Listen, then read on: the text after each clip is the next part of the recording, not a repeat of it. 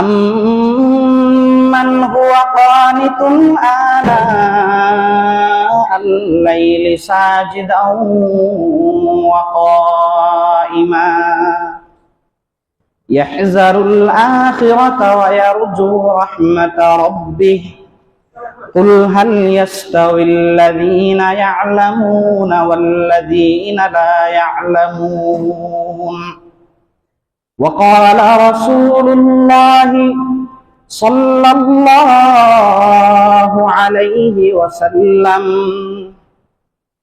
الكيس من دان نفسه وعمل لما بعد الموت والعاجز من أتبع نفسه هواها وتمنى على الله أو كما قال عليه الصلاة والسلام صدق الله مولانا العظيم وصدق رسوله النبي الكريم ونحن على ذلك لمن الشاهدين والشاكرين والحمد لله رب العالمين اللهم صل على محمد وعلى آل محمد كما صليت على إبراهيم وعلى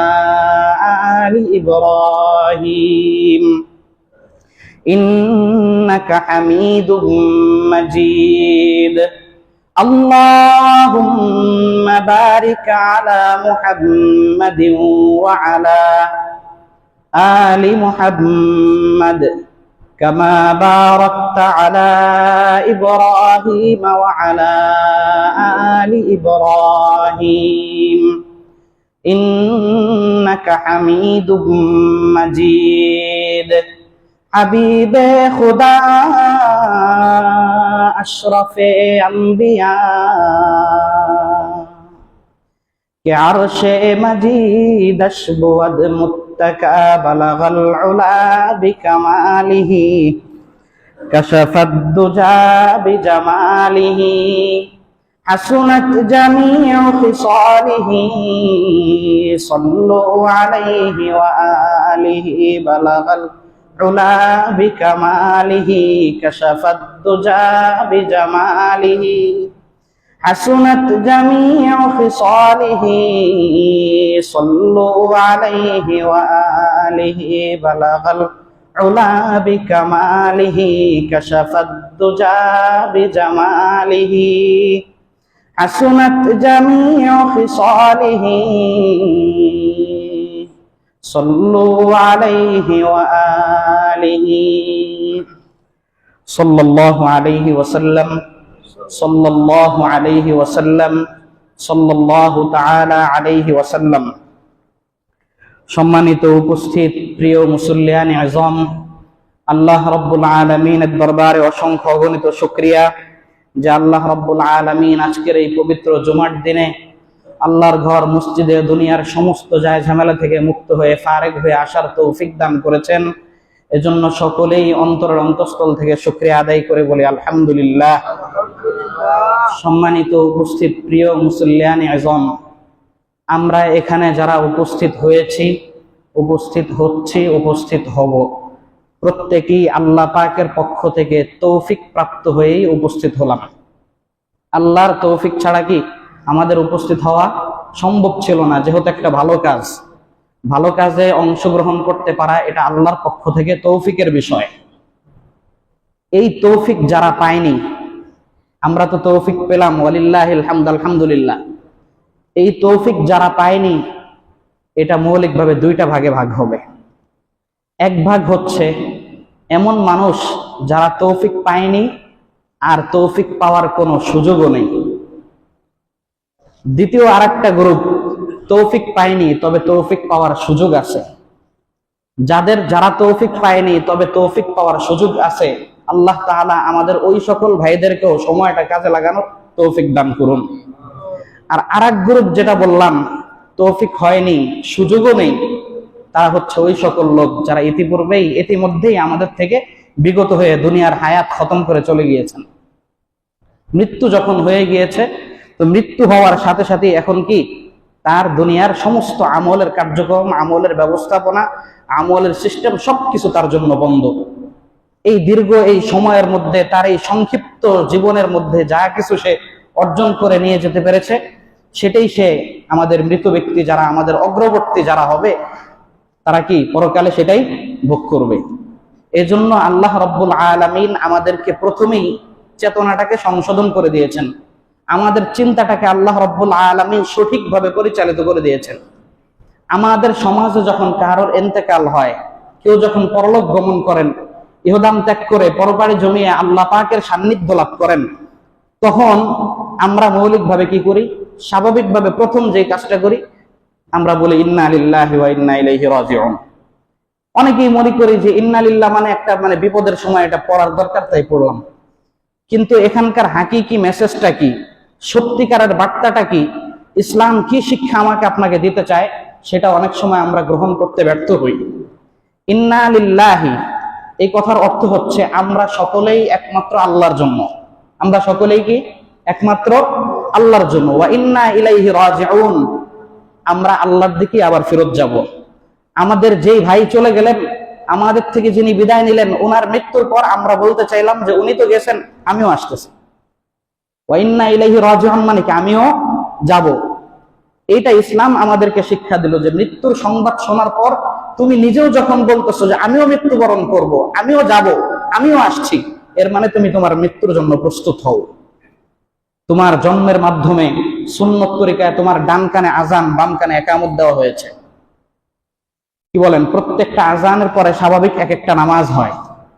জোহরের আজান, এরপরে জোহরের নামাজ, আসরের আজান, এরপরে আসরের নামাজ। তো জন্মের পরে শব্দ প্রসূত ফুটফুটে এই নিষ্পাপ বাচ্চার কানে যে আজানটা দেওয়া হইল, এই আজান মূলত আপনাকে একটা বার্তা দিয়ে দেওয়া হইল যে দুনিয়াতে আসলা, তোমার নামাজের আজান হয়ে গেছে, এবার মৃত্যুর প্রস্তুতি নাও। জানাজার নামাজের কোনো আজান আছে? জানাজার নামাজের কোনো আজান নেই। এই জন্য আমরা এটাকে শিক্ষণীয়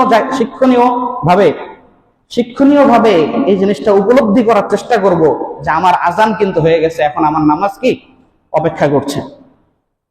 এই মৃত্যু সম্পর্কে আল্লাহ রাব্বুল আলামিন পবিত্র কালামে পাকের মধ্যে ইরশাদ করেন, ওয়ালা ইউআখিরুল্লাহু নাফসান ইযা জাআ আজালুহা ওয়াল্লাহু খাবীরুম বিমা তা'মালুন। আল্লাহ রাব্বুল আলামিন দুনিয়ার মানুষদেরকে সতর্ক করে বলেন, ও আমার বান্দারা, আমি তোমাদেরকে দুনিয়াতে মৃত্যু এবং জন্মের মাধ্যমে সংক্ষিপ্ত একটা হায়াত দিয়ে তোমাদেরকে সৃষ্টি করলাম। জন্ম আর মৃত্যুর মাঝখানে সংক্ষিপ্ত একটা হায়াত দিয়ে তোমাদেরকে সৃষ্টি করলাম। এরপর আল্লাহ বলছেন যে হায়াতের সময়টা যখন তুমি অতিবাহিত করছো, তখন মনে রাখো যখন তোমার সময় আসবে, ওয়ালা ইউআখিরুল্লাহু নাফসান ইযা জাআ আজালুহা, তোমার টাইম যখন চলে আসবে, এই টাইমে তোমার মৃত্যু হইতে আর দেরি হবে না। দুনিয়া 10 বার উল্টাইতে পারে, কিয়ামত বড় বড় ঝড়, টর্নেডো, সাইক্লোন হয়ে যেতে পারে, কিন্তু তোমার মৃত্যু ঠিক যত টাইমে, যত সেকেন্ডে হবে, ওই টাইম যখন আসবে, এখান থেকে আর কোনো ব্যত্যয় ঘটবে না। এটা আল্লাহ তাআলা বলে দিলেন আমাদেরকে সূরাতুল মুনাফিকুনের 11 নম্বর আয়াত।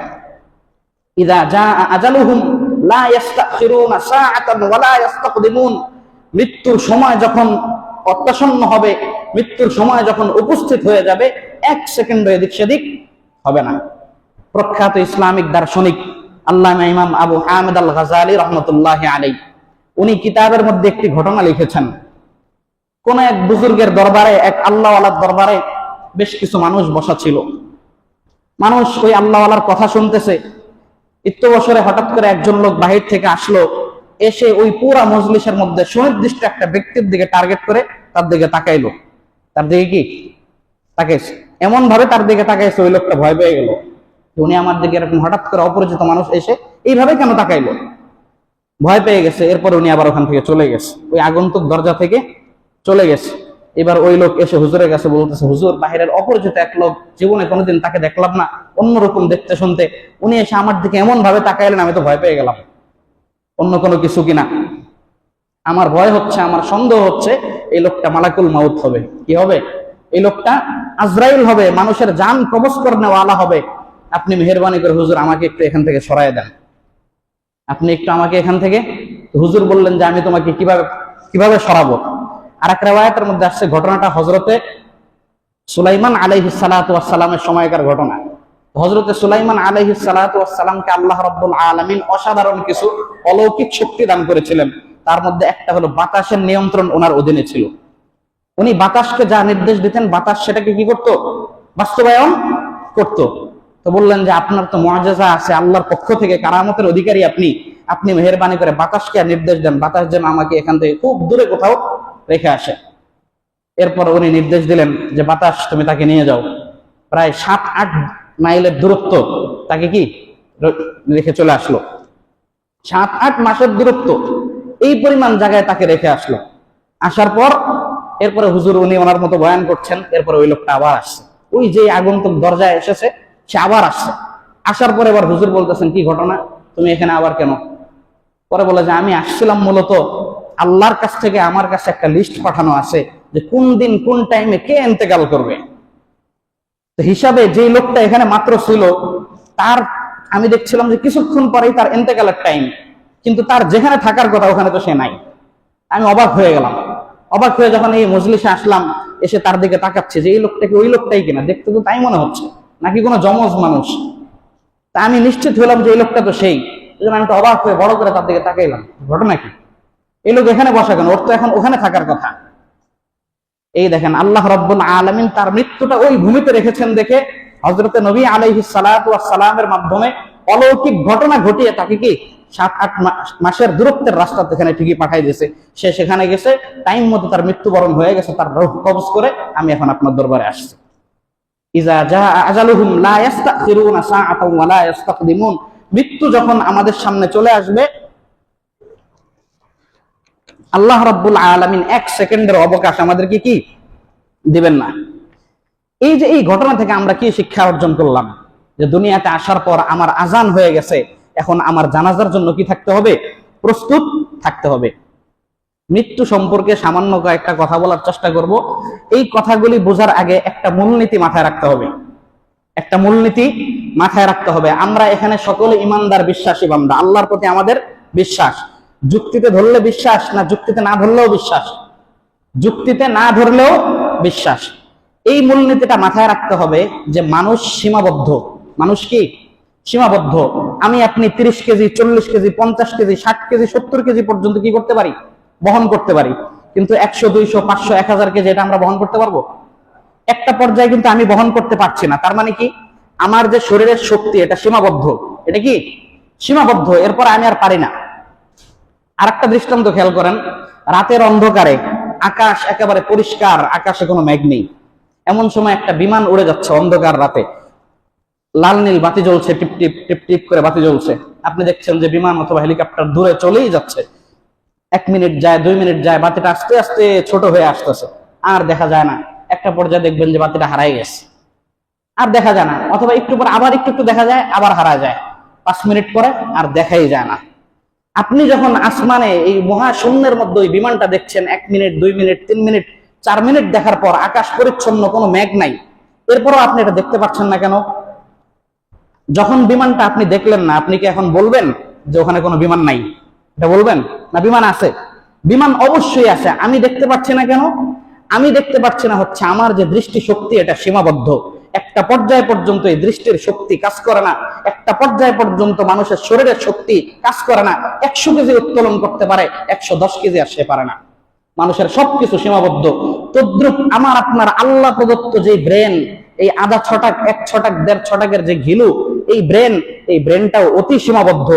এই জন্য পরকালের অনেক বিষয় এমন আছে যেগুলি আমরা বুঝতে পারবো না, কারণ আমার আপনার ব্রেন সীমাবদ্ধ।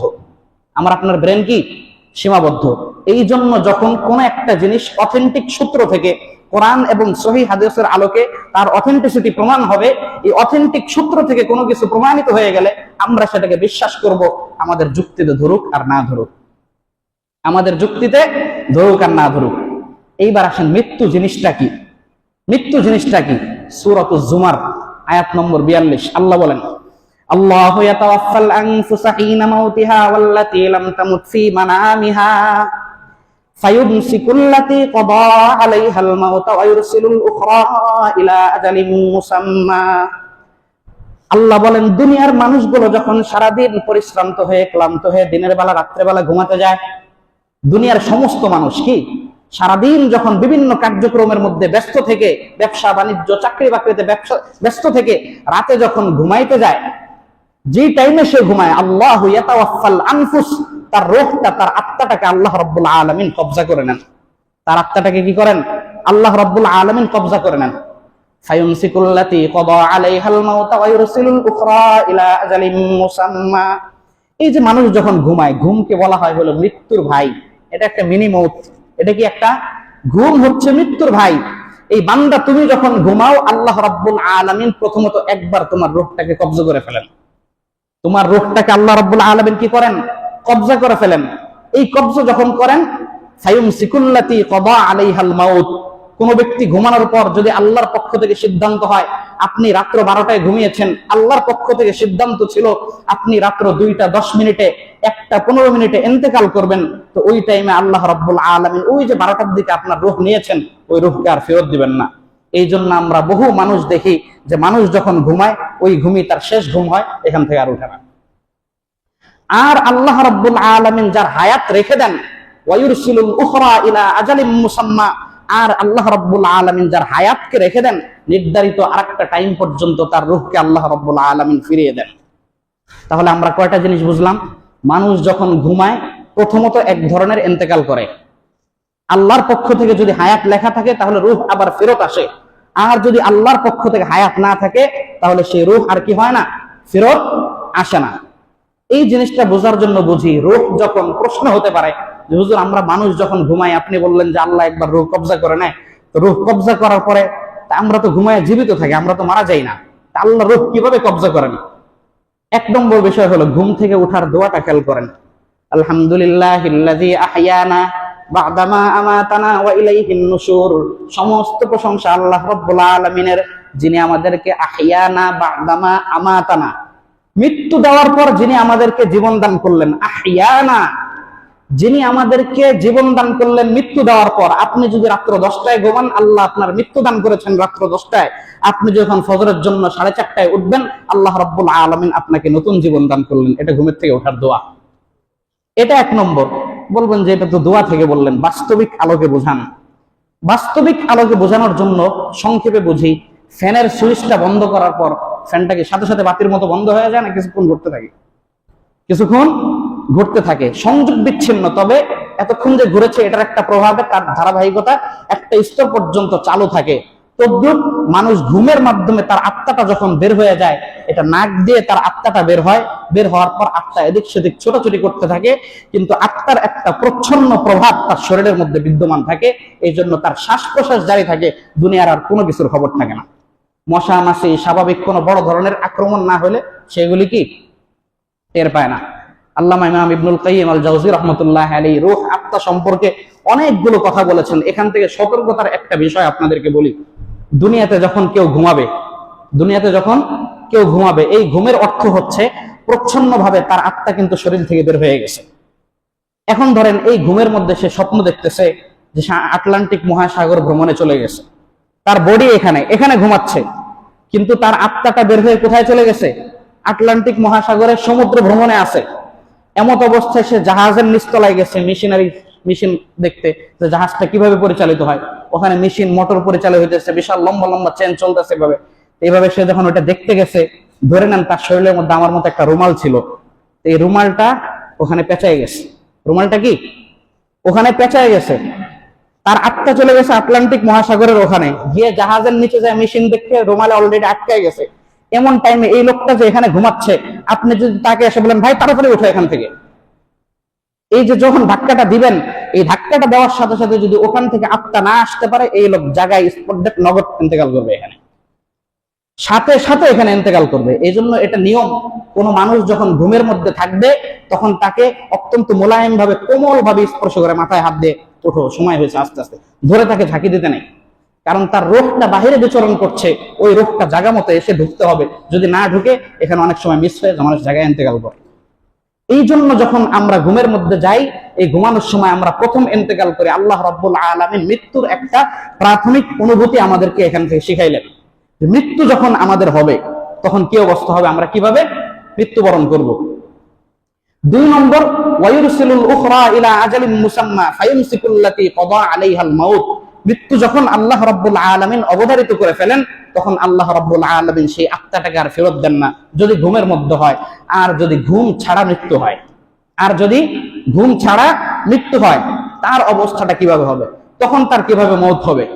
হাদিসের মধ্যে নবীজি মুহাম্মদুর রাসূলুল্লাহ সাল্লাল্লাহু আলাইহি ওয়াসাল্লাম বলেন, ওয়া ইন্নাল্লাহা ইযা আরাদা বিইবাদিহিল খায়র ইসতা'মালাহু। সাহাবা ইকরাম প্রশ্ন করলেন, ওয়া কাইফা ইসতা'মিলুহু ইয়া রাসূলুল্লাহ? ক্বালা ইউওয়াফিকুহু লি'আমালিন সালিহ। আল্লাহর নবী মুহাম্মদুর রাসূলুল্লাহ সাল্লাল্লাহু আলাইহি ওয়াসাল্লাম বলেন, আল্লাহ যখন দুনিয়াতে কোন মানুষের ব্যাপারে কল্যাণের ফয়সালা করেন, কি করেন?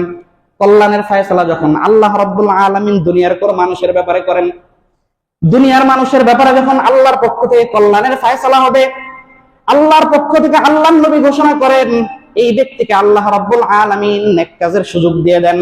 কি দিয়ে দেন? নেক কাজের। ইয়াস্তামিলহু, আল্লাহ তাকে কাজে লাগান। সাহাবা একরাম প্রশ্ন করলেন, কিভাবে কাজে লাগান? নবীজি বললেন, ইউওয়াফিকুহু লিআমালিন সালিহ।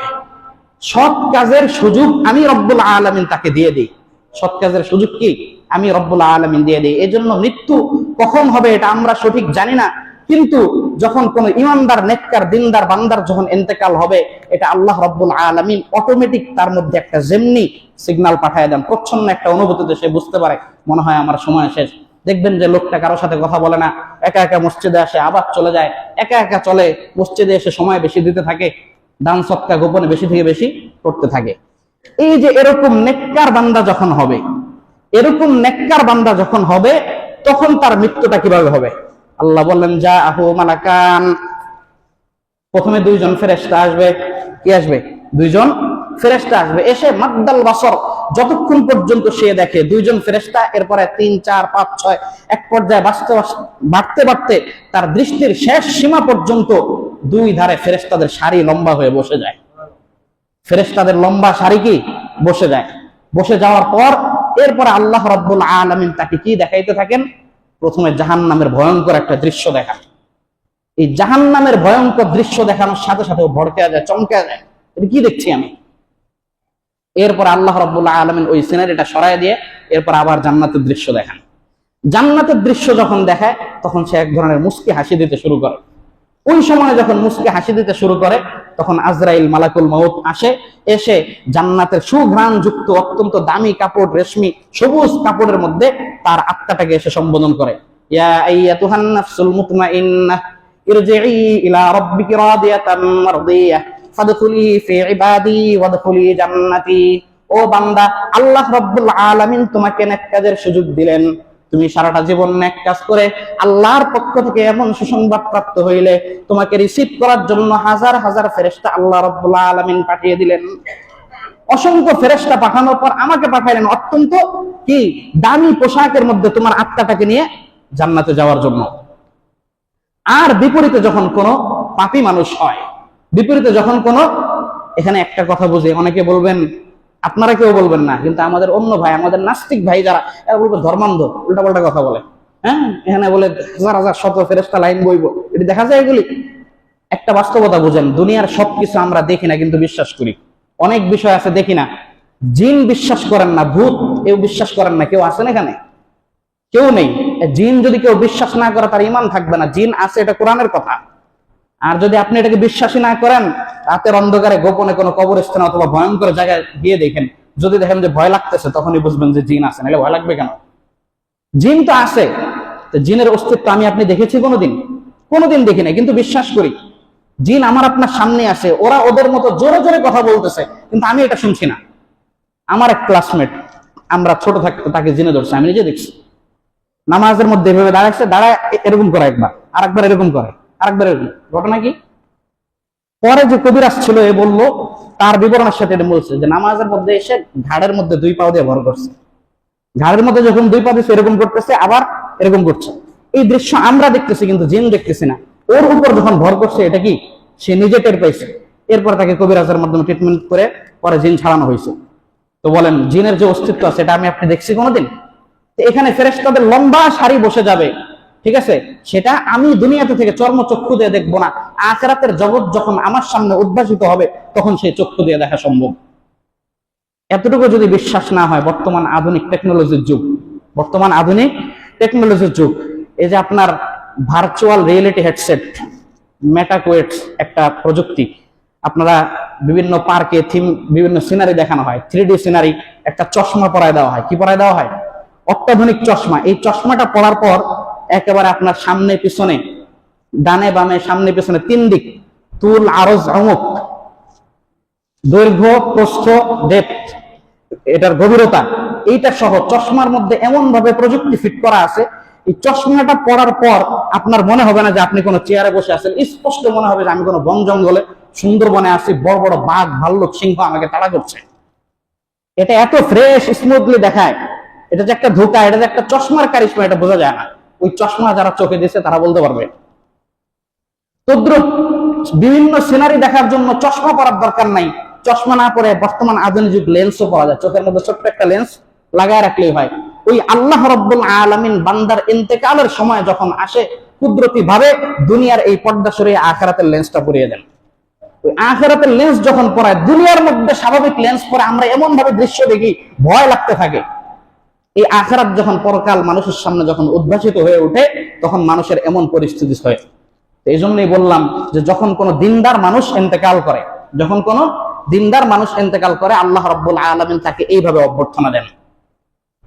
এরপরে ফেরেশতারা তার এই রূপটাকে নিয়ে উপরে যাইতে থাকে, মহাশূন্য, উপরে যায়, প্রথম আসমান, দ্বিতীয় আসমান, তৃতীয় আসমান, এইভাবে সপ্তম আসমান পর্যন্ত যখন যায়, চতুর্দিকে ফেরেশতারা অভ্যর্থনা জানাতে থাকে, বলে যে কার আত্মা এত সুন্দর সুঘ্রাণ? তো তারা বলে এটা দুনিয়াতে অমুকের ছেলে অমুক, অমুকের ছেলে অমুক, এই পরিচয় ওখানে দিতে থাকে। আল্লাহ রাব্বুল আলামিনের দরবারে তার আত্মাটা যখন চলে যায়, আল্লাহর দরবারে যাওয়ার পর আল্লাহ বললেন, উকতুবু কিতাব আব্দি ফি ইল্লিয়িন, আমার এই নেককার দিনদার বান্দার আত্মাটাকে তুমি ইল্লিয়িনের মধ্যে লিখে রাখো, ইল্লিয়িনে দিয়ে দাও। তার আমলনামাটা কি করো? তার আমলনামাটা ইল্লিয়িনে লিখে রাখো। ইল্লিয়িন এটা একটা জগৎ, সম্মানিত ব্যক্তিদের আত্মা, আমলনামা, এগুলি সব ওখানে সংরক্ষিত থাকে। বিপরীতে যখন খারাপ মানুষ, বিপরীতে যখন কোন বদ আমলি মানুষ, বিপরীতে যখন আল্লাহর পাপিষ্ঠ নাফরমান কোন বান্দার যখন ইন্তেকাল হয়, তো ইন্তেকাল হওয়ার সাথে সাথে পরকাল যখন তার সামনে উদ্ভাসিত হয়, বিশাল বিরাট জাহান্নাম, কবরের ভয়াবহ আযাবের সিনারি আল্লাহ রাব্বুল আলামিন তার ওই কুদরতি লেন্সের মাধ্যমে তাকে দেখান। এটা দেখানোর পর সে ভড়কে যায়। রিওয়ায়াতের মধ্যে এমন আসছে, আত্মা এমন ভয় পায় তখন বের হইতে চায় না, শরীরের ভিতরে ভিতরে ছোটাছুটি করতে থাকে, শরীরের ভিতরে ভিতরে ছোটাছুটি করে নখের আগা দিয়ে পর্যন্ত এখানে এসে আশ্রয় নেয়, এদিক দিয়ে কোনো ফাঁকা দেশে বের হয়ে পালাই যেতে পারে কিনা, ফেরেশতার হাতে ধরা দিতে চায় না। এই ভয়ঙ্কর দৃশ্য যখন এরপরে আলাইহিমিল মাসুহ, ফেরেশতাদের হাতে তখন কি থাকে? একটা ছালার ময়লা নোংরা কাপড় থাকে, এতে দিয়ে কোন রকম তার এই দুর্গন্ধযুক্ত আত্মাটাকে যখন আল্লাহর দরবারে নিয়ে যাইতে থাকে, সমস্ত ফেরেশতারা নাকে হাত দেয়, বলে যে এই দুর্গন্ধযুক্ত আত্মা এটা কার আত্মা? বলতে থাকে এটা অমুক পাপিষ্ঠ অমুক, অমুক পাপিষ্ঠ অমুক। আল্লাহ রাব্বুল আলামিন এত রাগান্বিত হন, আল্লাহ বললেন উকতুবু আমালাহু ফি সিজ্জিন, সিজ্জিনের মধ্যে 7 তবক জমিনের নিচে সিজ্জিনের মধ্যে তার আমলনামাটাকে তুমি লিখে রাখো। এই যখন নেককার ইমানদার আর বক্কার মানুষের মৃত্যু যখন হয়ে গেল, নেককার ইমানদার আর বক্কার মানুষের মৃত্যু হওয়ার পর নেককাররা চলে গেল, তাদের আমলনামা চলে গেল ইল্লিয়িনে, আর বক্কার তাদের আমলনামা চলে গেল কোথায়? সিজ্জিনে। তাদের আমলনামা দুইটা যখন সিজ্জিনে গেছে, গিয়ে যাওয়ার পর আল্লাহ রাব্বুল আলামিন পরক্ষণে হুকুম করেন, আইদুহু ফামিনহা খালাকনাকুম ওয়াফিহা নুঈদুকুম ওয়া মিনহা নুখরিজুকুম তারাতান উখরা। সহিহ বুখারীর riwayat, নবীজি মুহাম্মদুর রাসূলুল্লাহ সাল্লাল্লাহু আলাইহি ওয়াসাল্লাম বলেন, দুনিয়াতে যখন তোমরা কেউ তোমাদের মাইয়াতকে কবরের মধ্যে দাফন করে আসো, মাইয়াতকে কি করো? কবরের মধ্যে যখন দাফন করো, এই কবরে দাফন করার পর মাইয়াতরা যখন তার আত্মীয় স্বজনরা যখন চলে যেতে আরম্ভ করে, হাদিসের মধ্যে আসছে মাইয়াত তাদের পায়ের জুতার আওয়াজটা শুনতে থাকে। আমার আত্মীয় স্বজন আমাকে যে কবরে রেখে চলে যাচ্ছে, তার জুতার খটখট আওয়াজ কি মৃত ব্যক্তি কবর থেকে শুনে তার আত্মা আবার ফেরত দেওয়া হয়। এরপর ফাজাহু মালাকান, আবার ফেরেশতা আসে, এসে তাকে কি কবরের 3টা সওয়াল জবাব হয়, এগুলির উত্তর, এই 3 সওয়াল জবাব প্রশ্ন ফাঁস, এগুলি শুধু মুখস্থ করে নেওয়ার কোনো বিষয় না, এগুলি আমলের বিষয়। যে যত আমল করব তত আমাদের উত্তর তত কি হবে? সহজ হবে। আমাদের উত্তরগুলি যখন সহজ হবে, আমাদের আমলের কারণে, তখন আল্লাহ রাব্বুল আলামিন আমাদেরকে সুসংবাদ দিয়েছেন। কি সুসংবাদ? আন সাদাকা আবদি ফাআফরিশুহু মিনাল জান্নাহ ওয়া আলবিসুহু মিনাল জান্নাহ ওয়াফতাহু লাহু বাবান ইলাল জান্নাহ। আমার এই বান্দা সারা জীবন আমল করে আল্লাহর দরবারে, আমি রবের দরবারে খুশি হয়ে যখন আসছে, এবার আমার বান্দাকে আমি সুসংবাদ শোনাচ্ছি, তোমরা আমার বান্দাকে জান্নাতের বিছানা বিছিয়ে দাও। আমার বান্দাকে কি করে দাও? জান্নাতের বিছানা বিছিয়ে দাও। ওয়ালবিসুহু মিনাল জান্নাহ, জান্নাতের পোশাকটাকে পরিয়ে দাও। ওয়াফতাহু লাহু বাবান ইলাল জান্নাহ, তার কবর থেকে নিয়ে জান্নাত পর্যন্ত একটা সুড়ঙ্গ পথের মাধ্যমে জানালা খুলে দাও। জান্নাতের হাওয়া বাতাস, জান্নাতের নাজ নিয়ামত সে এখানে উপভোগ করবে। ওয়ানাম কানাউমাতিল আরুস, তোমার বিবাহের দিন নবদোলা যেভাবে তুমি আরামে, তোমার জন্য ঘুমের পরিবেশ প্রস্তুত ছিল, এভাবে তুমি ঘুমাও, তোমার জন্য কোনো টেনশনের কারণ নেই। এই হচ্ছে নেককার বান্দার অবস্থা। এটা কি নেককার বান্দার অবস্থা? দেখেন, দুনিয়াতে খুব সাবধান। আমরা বলছি যে আমার আপনার শরীর, আমি আপনি পূর্ণ মানুষ ততদিন পর্যন্ত হতে পারবো না যতদিন পর্যন্ত দুইটা জিনিসের সমন্বয় না হবে। এক নম্বর শরীর, বডি, আর একটা হচ্ছে আত্মা। বডি আছে, আত্মা নাই, এটাকে মানুষ বলা হবে? এটাকে মানুষ বলা হবে না। আত্মা আছে, বডি নাই, এটাকেও কি বলা হবে না? মানুষ বলা হবে না। এই জন্য আত্মা এটা আল্লাহর একটা হুকুম। আপনাদেরকে বললাম যে এই আত্মা কি করে? ছুটাছুটি করতে থাকে। কবরের মধ্যে যখন রাখা হয়, কবরের মধ্যে যখন কি রাখা হয়, রাখা হইলে এখানে আত্মাদের সাক্ষাৎ হয়। আত্মাদের কি হয়? কোরআনের মধ্যে আল্লাহ বলেন, ওয়া মান ইউতিইল্লাহা ওয়ার রাসূল ফাউলাইকা মা'আল্লাযীনা আন'আমাল্লাহু আলাইহিম মিনান নাবিয়্যিনা ওয়াস-সিদ্দীকিনা ওয়াশ-শুহাদা ওয়াস-সালিহিন ওয়া হাসুনা উলাইকা রাফীকা। আল্লাহ রাব্বুল আলামিন পবিত্র কোরআনের মধ্যে ইরশাদ করেন, ও আমার বান্দারা, দুনিয়াতে যারা তোমরা আল্লাহ এবং আল্লাহর রাসূল সাল্লাল্লাহু আলাইহি ওয়াসাল্লামের পূর্ণাঙ্গ অনুসরণ করে জীবন যাপন করবে, আল্লাহ এবং আল্লাহর রাসূলের পূর্ণাঙ্গ অনুসরণ করে জীবন যাপন করবে, ফাউলাইকা আন'আমাল্লাহু আলাইহিম মিনান নাবিয়্যিন, আল্লাহ রাব্বুল আলামিন যে সকল বান্দাদেরকে পুরস্কার দিয়েছেন, মিনান নাবিয়্যিন ওয়াস-সিদ্দীকিন ওয়াশ-শুহাদা ওয়াস-সালিহিন, এই নবী, সিদ্দিকিন, শুহাদা, সালিহিন, নেককারদের সঙ্গে তোমাদের আত্মাগুলো একত্রিত হবে। বলবেন যে হুজুর এখানে আত্মার কথা বললেন, আত্মাই তো আমার আপনার এই শরীরকে পরকালে থাকবে, এটা তো কবর খেয়েই শেষ করে ফেলবে। এটা আমার আপনার ব্যবহারের জিনিস, বুঝেন? আমার টুপিটা যেমন আমার ব্যবহার, আমি একটা আলাদা ব্যক্তিত্ব, এটা আমার টুপি, এই টুপির মেয়াদ শেষ হবে, এটা ফেলে দিব আমি। তদ্রুপ এই হাত, এটা আল্লাহ আমাকে ব্যবহারের জন্য দিয়েছেন, এই হাত থাকবে না, মৃত্যুর মাধ্যমে এই হাত শেষ, নতুন আর একটা হাত আল্লাহ রাব্বুল আলামিন ফিট করে দিবেন। ওইভাবেই আল্লাহ রাব্বুল আলামিন ফিট করে দিবেন। এগুলি সব আমাদের ব্যবহারের জিনিস। অতএব পরকালে যখন আমরা যাব, আমাদের কি হবে? সাক্ষাৎ হবে। আল্লামা ইবনুল কাইয়িম জাওযী রাহমাতুল্লাহ আলাইহি ব্যাখ্যা করে এখানে বলেছেন যে যখন দুনিয়া থেকে কোনো লোক বিদায় নেয়, বিদায় নেওয়ার পর তার পূর্বে যারা ইন্তেকাল করেছে, তার সার্কেলের মধ্যে তাদের সাথে তাদের সাক্ষাৎ হয়। তাদের কি হয়? সাক্ষাৎ হয়। আমাদের হযরত বড় হুজুর রাহমাতুল্লাহি আলাইহি, এতদিন দামাত বারাকাতুহুম বলেছি, বড় হুজুর রাহমাতুল্লাহ, আমরা আশা করব আল্লাহর দরবারে হুজুর যখন গেছেন, হুজুর কবর জগতে যাইতে দেরি হয়েছে, হুজুর দেখছেন মুহতারাম আব্দুল কাহ্হার পিশাব হযরত রাহমাতুল্লাহি আলাইহি হুজুরকে রিসিভ করার জন্য উপস্থিত ছিলেন। আমরা আশা করব আল্লাহর দরবারে হুজুর যখন ওখানে সমাধিত হয়েছেন, দারুস সালামের অন্যান্য প্রাক্তন উস্তাদ যারা বিগত হয়েছেন, তাদের সাথে তাদের সাক্ষাৎ হয়েছে পূর্ণ আত্মার সাথে। আমরা আল্লাহর কাছে আশা করি এই আত্মাদের সাথে আত্মার কি হয়? সাক্ষাৎ হয়। এই সাক্ষাৎ তো বলছে, ব্যাখ্যার মধ্যে এরকম লিখছে যে যখন কোন আত্মা যায়, তো যাওয়ার পর ওই পূর্বে যারা ইন্তেকাল করছে তারা তার কাছে খবর জিজ্ঞাসা করে, আব্দুল করিম ভাই তুমি আসলা, আমাদের ওই ভাইয়ের কি অবস্থা, জয়নাল ভাইয়ের কি অবস্থা? তো বলে যে জয়নাল ভাই আছে, ভালোই আছে, সে তার ফ্যামিলি নিয়ে এরকম গল্প গুজব করতে থাকে। পরে বলে যে মোস্তফা ভাইয়ের কি অবস্থা, অথবা অমুক ভাই, অন্য একটা নাম ধরেন, অমুকের কি অবস্থা? পরে বলে যে সে তো ইন্তেকাল করছে। সে কি করছে? এই যখন বলে সে ইন্তেকাল করছে, তখন এরা ইন্না লিল্লাহি ওয়া ইন্না ইলাইহি রাজিউন। দুনিয়া থেকে যদি কেউ ইন্তেকাল করে আসে থাকে, তা আমরা তো দেখার কথা, আমরা দেখি না, মানে সে অন্যদিকে চলে গেছে। কোন দিকে? জান্নাতের রাস্তা না যায় জাহান্নামের দিকে চলে গেছে। জান্নাতের রাস্তা না গিয়ে জাহান্নামের রাস্তায় চলে গেছে। এই জন্য যখন দুনিয়া থেকে কেউ ইন্তেকাল করে, ইন্তেকাল করার সাথে এই মাইয়েতের আত্মা তার পূর্ববর্তী আত্মাদের সাথে কথা বলে বিভিন্ন খোঁজ খবর নিতে থাকে। ওই খোঁজ খবরের মধ্যে বলে অমুক কোথায়, অমুক কেমন আছে, অমুক কেমন আছে, আমার মসজিদটার কি অবস্থা, মুসল্লিরা ভালো আছে তো, আমার জন্য সকলে দোয়া করছে কিনা এগুলি খোঁজ খবর নিতে থাকে।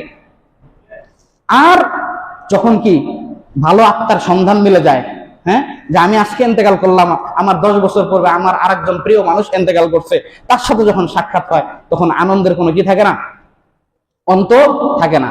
এটা হচ্ছে 1 নম্বর বিষয়।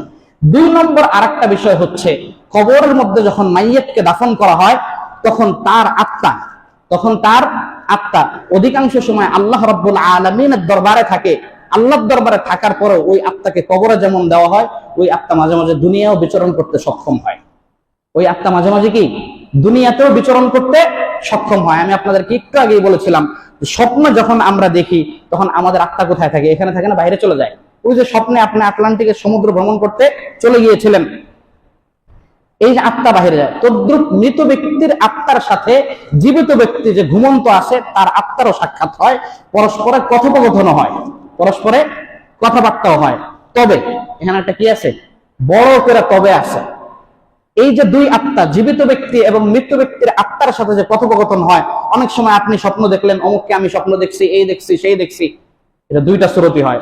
অনেক সময় ব্যক্তি যদি বেশি ভালো হয় তো তার এই 2 আত্মার কথোপকথনের মাঝখানে শয়তান অনুপ্রবেশ করে কোনো সুযোগ নিতে পারে না, তখন যা দেখে সেটা শতভাগ বাস্তব থাকে। ইতিহাসে অসংখ্য ঘটনা এরকম আছে যে মৃত ব্যক্তি জীবিত ব্যক্তিদেরকে আত্মার মাধ্যমে যা যা সংবাদ দিছে সেটা বাস্তবিক ঘটছে। ইন্তেকাল করছে বড় কিবারে তাবিঈ, ইন্তেকাল করার পর ছেলেকে স্বপ্ন দেখাইছে। তার মানে কি, নিজের আত্মা গিয়ে ছেলের আত্মাকে বলছে, ছেলেকে স্বপ্ন দেখাইছে। কি স্বপ্ন? বলে যে আমার বাড়ির অমুক কোনায় অমুক চেপার মধ্যে দেখবা এতগুলি টাকা রাখা আছে, ওই টাকাটা অমুক ভাইয়ের তারা দিয়ে দাও। গিয়ে তো সকলটা দেখে ঠিক এতগুলি টাকা আছে। তার মানে আত্মাদের সাক্ষাৎ হয়েছে। কি হয়েছে? আত্মাদের সাক্ষাৎ হয়েছে। আর অধিকাংশ ক্ষেত্রেই যাদের আমল বেশি একটা কোয়ালিটি সম্পন্ন না, এখানে শয়তান অনুপ্রবেশ করে। কি করে? তো যেহেতু শয়তান অনুপ্রবেশ করে, তথ্যটাকে যথেষ্ট পর্যায়ে তাহকিকপূর্ণ অথেন্টিক রাখে না, এই জন্য স্বপ্ন থেকে সুনিশ্চিত কোন হুকুম গ্রহণ করার কথা ওলামা একরাম এককভাবে বলেন না। এটা যারা স্বপ্নের সুস্পষ্ট ব্যাখ্যাকার, মুত্তাকি, পরহেজগার বুজুর্গ, তারা সেই ব্যাখ্যাটা দিয়ে থাকেন। এই জন্য আমরা সংক্ষেপে বুঝলাম, এই মৃত্যু এটা আমাদের আসবে, আমাদের মৃত্যুর জন্য প্রস্তুত থাকতে হবে।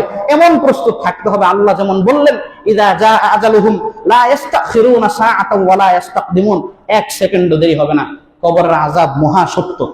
অনেকগুলি কথা ছিল, কবরের আযাব কি মহা সত্য, এই কথা বোঝার কোনো সুযোগ নাই। আমি যখন ইন্তেকাল করব, আমার শরীর দেহ পচে গলে মাটির সাথে এমন ভাবে মিশবে, আমার কোনো কি হবে না, আযাব হবে না। দেখেন, মৌলিকভাবে আযাবটা হবে হলো রূহের মধ্যে। কিসের মধ্যে? আত্মার উপরে আযাব হবে। একটা মানুষ যখন স্বপ্ন দেখে, স্বপ্ন দেখলে স্বপ্নের যে সিনারিগুলো তার সাথে ঘটতেছে, স্বপ্নের যে বাস্তবতাগুলো তার সাথে ঘটছে, এটার বাস্তবিক প্রভাব শরীরে পড়ে না? ভয়ঙ্কর স্বপ্ন, 2 জন ঘুমাচ্ছে, একজন খুশির স্বপ্ন দেখে, একজন বিপদের স্বপ্ন। যে বিপদের স্বপ্ন দেখে তার কপাল ঘামায় গেছে। অনেক সময় স্বপ্ন দেখছে যে বিল্ডিং থেকে পড়ে যাচ্ছে, সিঁড়ি থেকে পড়ে গেছে, তো জীবিত মানুষের পাটা লড়ে ওঠে। আরো কত ধরনের স্বপ্ন মানুষ দেখে, এটা শরীরের মধ্যে এটা কি পড়ে, একটা প্রভাব পড়ে। তদ্রুপ পরকালে আখিরাতে আল্লাহ রাব্বুল আলামিন এই রূহের উপর যখন শাস্তি দিবেন, এটা আরো কোটি গুণ সহজ ভাবে সেই আত্মার উপর ভিত্তি করে শরীরের সমস্ত অংশের মধ্যে সেই শাস্তিটা গিয়ে পৌঁছবে। দৃষ্টান্ত স্বরূপ বুঝতে পারি, বাংলালিংক সিম, গ্রামীণ সিম, দেশে 4 কোটি বাংলালিংক সিম আছে। এই 4 কোটি মানুষকে যদি বাংলালিংকের হেডকোয়ার্টার অফিস থেকে একটা মেসেজ পাঠাইতে চায়, এট এ টাইম, এক মুহূর্তে একটা সুইচ চাপ দিলে সব জায়গায় কি চলে যায়? মেসেজ চলে যায় না? তদ্রুপ একটা মানুষ যদি তাকে পরিপূর্ণ শরীরটা কবরে দাফন নাও করা হয়, এমন মানুষ তার একটা অংশ ভাগে খেয়ে ফেলছে, আর একটা অংশ আগুনে পোড়ানো হয়েছে, আর একটা অংশ নদী থেকে কোনো হাঙ্গর, তিমি, হিংস্র প্রাণী খাইছে, জনবিচ্ছিন্ন বিভিন্ন জায়গায় বিচ্ছিন্ন হয়ে যদি তার দেহটা ডেড বডি পড়ে থাকে, তারপরেও আল্লাহ রাব্বুল আলামিন যখন রূহের উপর শাস্তির প্রয়োগ করবেন, এই রূহের কানেকশনের মাধ্যমে তার আত্মা যত জায়গায় ছড়ানো থাকবে সব জায়গায় কি শাস্তি পৌঁছে থাকবেন। বাংলাদেশের বুখারী শরীফের অন্যতম বাংলা ভাষ্যকার, সর্বপ্রথম বুখারীর বঙ্গানুবাদক, আমার উস্তাদ এবং দাদা উস্তাদ শাইখুল হাদিস আল্লামা আজিজুল হক রহমতুল্লাহ আলী, উনি একটা ঘটনা শোনাইতেন। কি ঘটনা? আগের যুগের মানুষ ফ্রিজিং ব্যবস্থা ছিল না, এজন্য কলসের মধ্যে পানি রাখতো। কিসের জন্য? ঠান্ডা থাকার জন্য, মাটির কলস। তো এক ভদ্রলোক মাটির কলস কিনে আনছে, দেখছে যে ওখানে পানি গরম হয়ে যায়। পানি থাকার কথা ঠান্ডা, কিন্তু পানিটা অস্বাভাবিক পর্যায়ে কি গরম গরম, কুসুম গরমের মতো লাগে। উনি এক বুজুর্গের কাছে বললেন যে, হুজুর, আমি তো একটা জাদুর কলস পাইছি। কি পাইছি? আমার কলসের মধ্যে পানি রাখলে কুসুম গরম হয়ে যায়। হুজুর বললেন যে, এটা হাসাহাসির দরকার নাই, কলস দাও, এদিকে তুমি যাও। 10 দিন পরে এসে বলছে, তোমার কলস তুমি নিয়ে যাও, এবার দেখো তো এবার কলসের পানি গরম হয় কিনা। বলছে, না হুজুর, এখন তো কলসের পানি গরম হয় না, এখন ঠান্ডা। ঘটনা কি? উনি বললেন যে আমার ধারণা ছিল এটা কোনো কবরস্থানের মাটি দিয়ে কলসটা বানানো হয়েছে। আর যেই কবরস্থানের মাটি দিয়ে কলসটা বানানো হয়েছে, ওই কবরস্থানে কোনো মাকাপিষ্ঠ আল্লাহর নাফরমান বান্দার লাশ ছিল। ওই লাশের কারণে যখন তার আত্মার উপর আযাবের প্রয়োগ হইতেছে, ওই প্রয়োগ এই কলস পর্যন্ত আসতেছে। এই আযাবের কারণে তোমার এই পানিটা দুনিয়ার বাস্তবতা অনুযায়ী টকবক করে যদিও জ্বলছে না, কিন্তু একটা কুসুম গরম হইতেছে, এতে বিপরীত হইতেছে। এই জন্য মৃত্যু আমাদের প্রত্যেককে কি করবে? সবল দিবে। এই জন্য এখনই সময় থাকতে আমরা প্রত্যেকে মৃত্যু থেকে কাঙ্ক্ষিত শিক্ষা অর্জন করার তৌফিক দান করুন। আল্লাহ তৌফিক দান করুন। আল্লাহ রাব্বুল আলামিন আমাদের বিক্ষিপ্ত কথাগুলোর উপর আমল করার তৌফিক দান করুন, আমিন। সংক্ষিপ্ত একটু কথা এখন বলবেন, সংক্ষিপ্ত একটু বিষয়। আমাদের হযরত ইমাম সাহেব হুজুর দামাত রহমাতুল্লাহি আলাইহি, হযরতের বড় নিসবতি ভাই, উনি আপনাদের সামনে সংক্ষিপ্ত কয়েক মিনিট কিছু কথা বলবেন। এরপরে ইনশাআল্লাহ আমরা সংক্ষিপ্ত খুতবা দিয়ে নামাজ পড়ে নেব ইনশাআল্লাহ।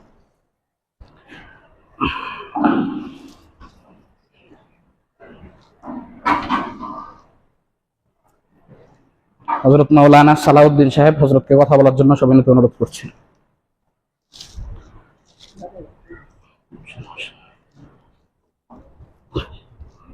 আসসালামু আলাইকুম ওয়া রাহমাতুল্লাহি ওয়া বারাকাতুহু। আমি আপনাদের প্রাণ প্রিয় মরহুম হযরত মাওলানা হুসাইন মুহাম্মদ জামান বরকাতুল্লাহ শালম। আমি দীর্ঘদিন আপনাদের আন্তরিকতা, ভালোবাসা সব কিছুই আমার বহু অতীত থেকে আপনাদের কথা শুনেছি। আমি দারুস সালাম মাদ্রাসায় দীর্ঘ 9 বছর লেখাপড়া করি। সেখান থেকে আমাদের গ্রামের বাড়ি বরিশালে। আমার বাবা মোহাম্মদ মাওলানা রহমতুল্লাহ আলাইহি, তিনি ওই অঞ্চলের সবচেয়ে বড় একজন আলেম ছিলেন। তার প্রতিষ্ঠিত সেই মাদ্রাসায় আমি দায়িত্ব পালন করে আসছি। ওখানে প্রায় 1200 মতো ছাত্রছাত্রী লেখাপড়া করে, প্রায় 72 জন ইসলাম আছে। আমি যখন আমার এই ভগ্নিপতির অসুস্থতার কথা শুনি, আমি